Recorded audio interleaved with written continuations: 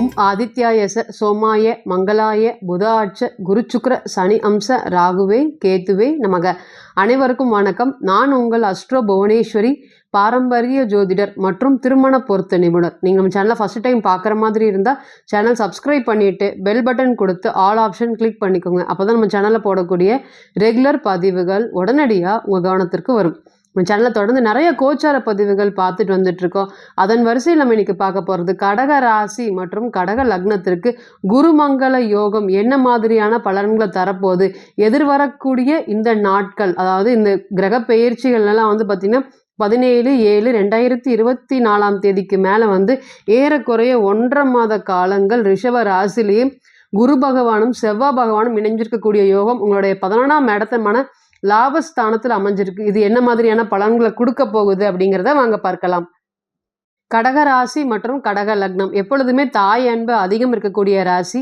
ரெண்டாவது, இந்த ராசியை பொறுத்தவரை இங்கே குரு உச்சமாகறதுனால ரொம்ப எப்படி தனுசுக்கும் கும்பத்துக்குமே பார்த்திங்கன்னா அந்தளவுக்கு ஒரு நிர்வாகத்திறன் இருக்கும், அதே அளவுக்கு கடகத்துக்கும் ஒரு நிர்வாகத்திறன் இருக்கும், நிறைய சலனங்கள் இருக்குமா. மற்றவங்களுக்காக பார்த்திங்கன்னா உதவி செய்யக்கூடிய மனப்பான்மை ரொம்ப ரொம்ப அதிகம். தன்னிடம் இல்லைனாலுமே கடன் வாங்கி கொடுத்து செலவு பண்ணக்கூடிய மனப்பான்மை கடகத்துக்கிட்ட மட்டுமே தான் இருக்கும். ஜாதகரோ ஜாதகே இந்த ராசியில் பிறக்கும்போது நிச்சயமாக அவங்களுடைய அம்மாவோடைய குணம், அப்பாவுடைய குணம் 50% வெளிக்காட்டுமா அப்படின்னு கேட்டீங்கன்னா கண்டிப்பாக வெளிக்காட்டும்.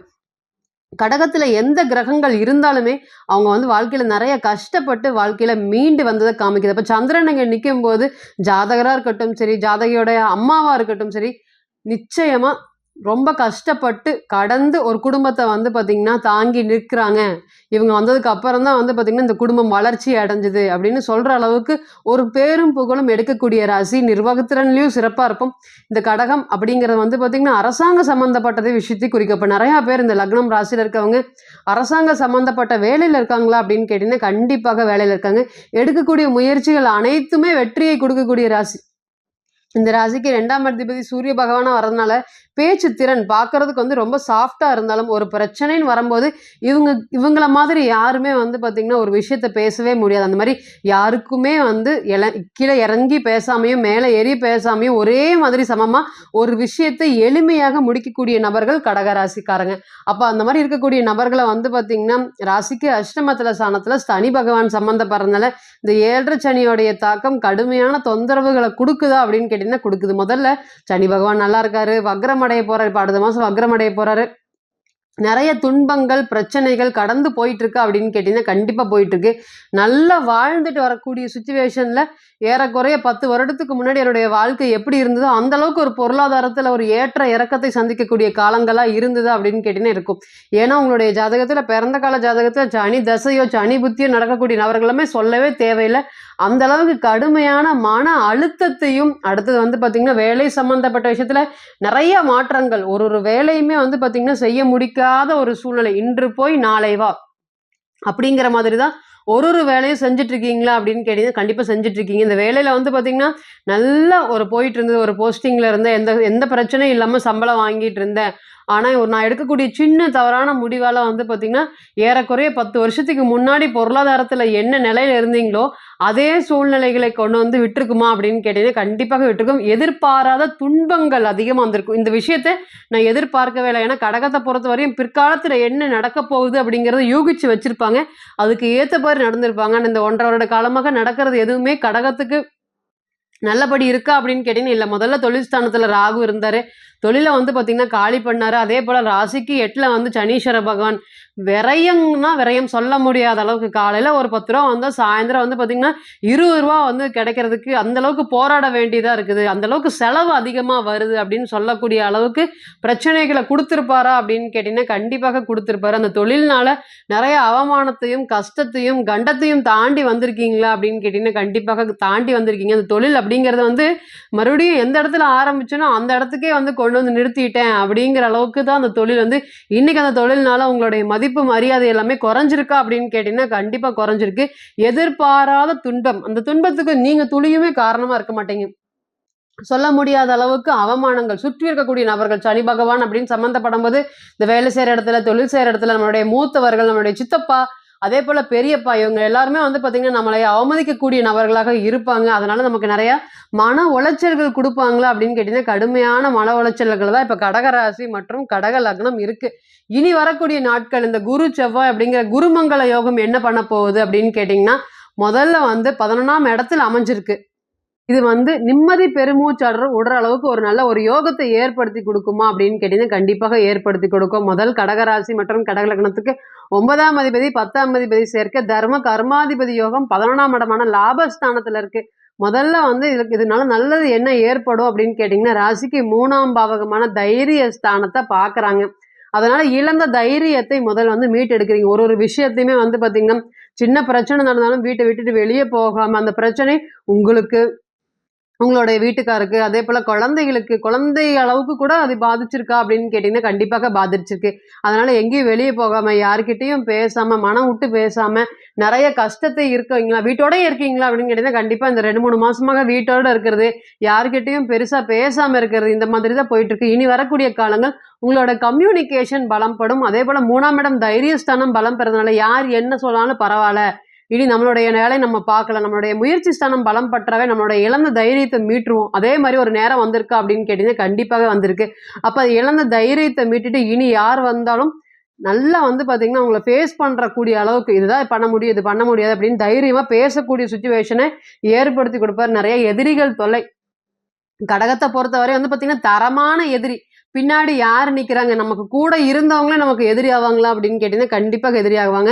நெறைய விஷயங்கள் வந்து பார்த்தீங்கன்னா, துளியுமே வந்து ஒரு நெகட்டிவ் இல்லாம மத்தவங்களுக்கு எல்லாத்தையும் சொல்லிக் குடுக்கட்டும். இதுல இவ்வளோ பணம் வருது, அவ்வளோ பணம் வருது அப்படின்னு வெளிப்படையா சொல்லிக் குடுத்த விஷயங்கள் எல்லாமே இன்னைக்கு அவங்கலாம் சம்பாரிச்சுட்டு உங்களுக்கு ஏணி மாதிரி உங்க மேல ஏறி போயிட்டாங்க.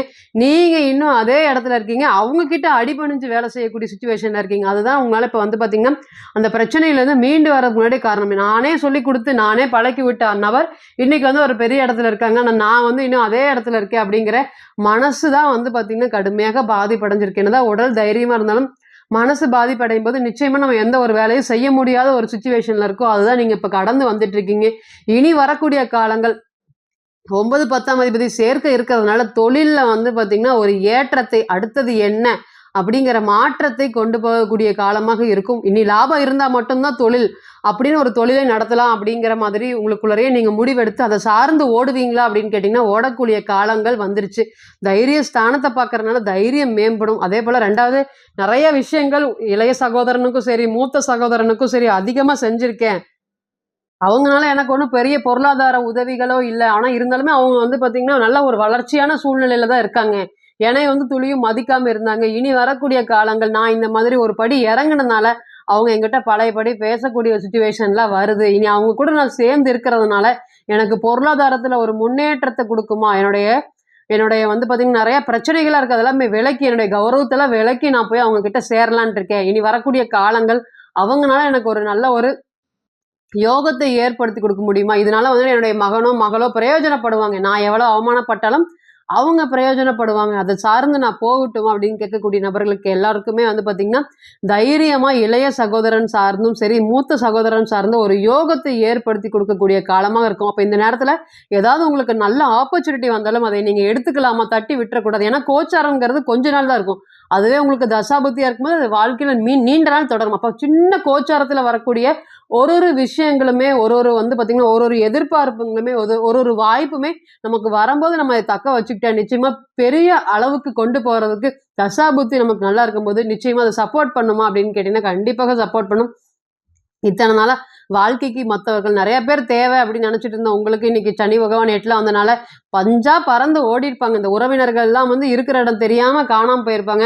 நல்லவர்கள் 4 பேர் வேணும், நம்மளை வாழ்த்தணும் அப்படின்னு நினைச்சு நீங்க ஒரு ஒரு வாட்டியும் இறங்கி இறங்கி பேசுறது, அவங்க என்னமோ உங்களை வந்து பார்த்தீங்கன்னா, கௌரவ குறைச்சலா, மரியாதை இல்ல, யாருக்கிட்டயும் பேசுறது அப்படின்னு உங்ககிட்டயே பேசிட்டு, உங்க பணத்தையே சாப்பிட்டு, வெளிய போய் உங்களை அவமானப்படுத்தக்கூடிய சிச்சுவேஷன்லாம் இருந்து நெறைய ஏமாற்றத்தையும், வலியும் நீங்க கடந்து வந்திருக்கீங்க.